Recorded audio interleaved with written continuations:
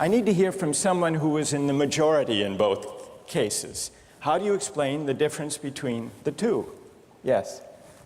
The second one, I guess, involves an active choice of pushing the person down, which I guess that person himself would otherwise not have been involved in this situation at all. And so to choose on his behalf, I guess, to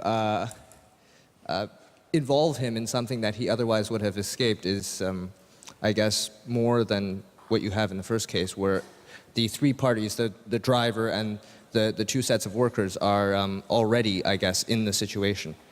But the guy working, the one on the track off to the side, he didn't choose to sacrifice his life any more than the fat man did he?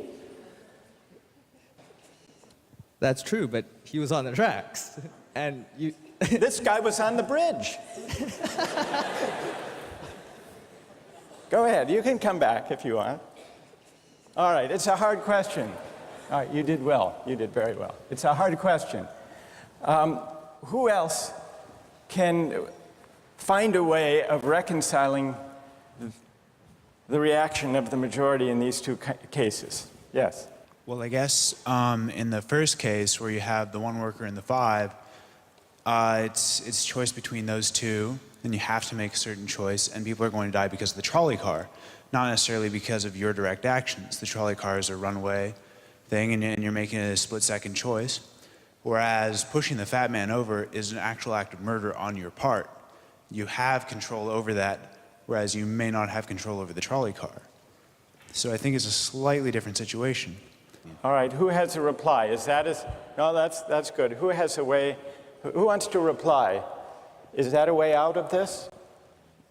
I don't think that's a very good reason, because you choose to, it's either way you have to choose who dies, because you either choose to turn and kill the person, which is an active conscious thought to turn, or you choose to push the fat man over, which is also an active conscious action. So either way you're making a choice. Do you want to reply? Well, I'm not really sure that that's the case. It just still seems kind of different, the act of actually pushing someone over onto the tracks and killing him. You are actually killing him yourself. You're pushing him with your own hands. You're pushing him. And that's Right. different than steering something that is going to cause death into another.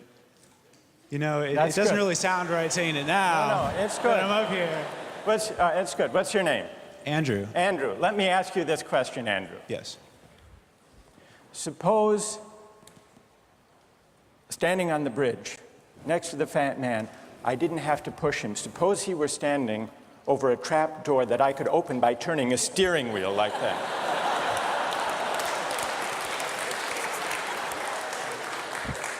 Would you turn? For some reason, that still just seems more wrong. Right? I mean, maybe if you accidentally like leaned into the steering wheel or something like that. But, or say that the car is hurtling towards a switch that will drop the trap. Then I could agree with that. Fair enough. It still seems wrong in a way that it doesn't seem wrong in the first case to turn, you say. And in another way, I mean, in the first situation, you're involved directly with the situation. In the second one, you're an onlooker as well. All right. So you have the choice of becoming involved or not by pushing the fat man. Let's forget for the moment about this case. That's good. Let's imagine a different case. This time you're a doctor in an emergency room, and 6 patients come to you. They've been in a terrible trolley car wreck.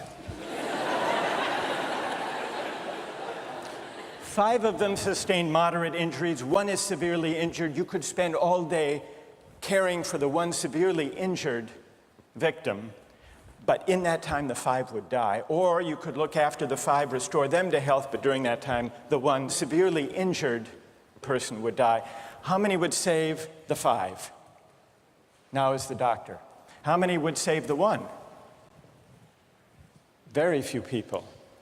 Just a handful of people. Same reason, I assume. 1 life versus 5? Now consider another doctor case. This time you're a transplant surgeon, and you have 5 patients, each in desperate need of an organ transplant in order to survive. One needs a heart, one a lung, one a kidney, one a liver, and the fifth, a pancreas. And you have no organ donors. You are about to see them die.